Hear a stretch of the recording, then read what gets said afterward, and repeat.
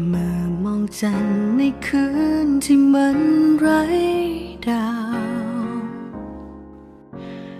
กอดตัวเองอีกคราวด้วยความเศร้าใจคนที่เคยลึกซึ้งกว่าใครคนที่รักมากมายแต่วันนี้กำลังจะตายจากใจฉันเจ็บเกินไปที่เคยเชื่อใจของเธอ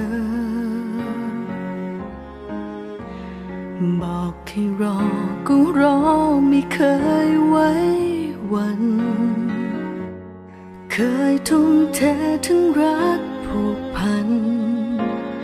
แต่เธอมองข้ามผ่าน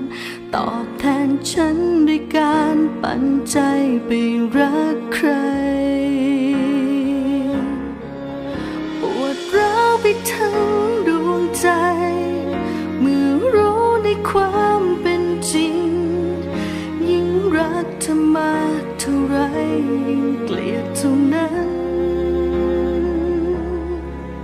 ที่คิดว่าเธอคนดีที่แท้ไม่เป็นอย่างนั้นจะจำไว้เลยว่าเธอคือคนใจร้ายที่สุด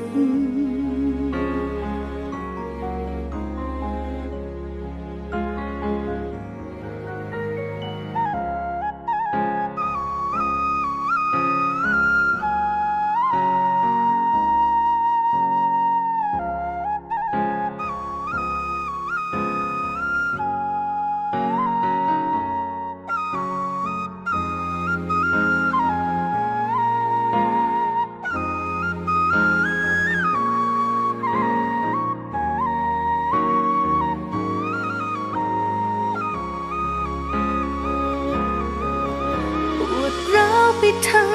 ดวงใจเมื่อรู้ในความเป็นจริงยิ่งรักเธอมากเท่าไรยิ่งเกลียดเท่านั้น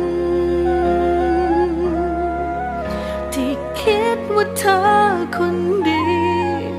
ที่แท้ไม่เป็นอย่างนั้นจะจำไว้เลยว่าเธอคือคนใจร้ายที่สุด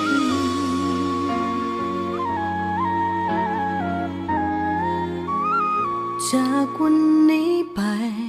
บอกใจไม่รักเธอ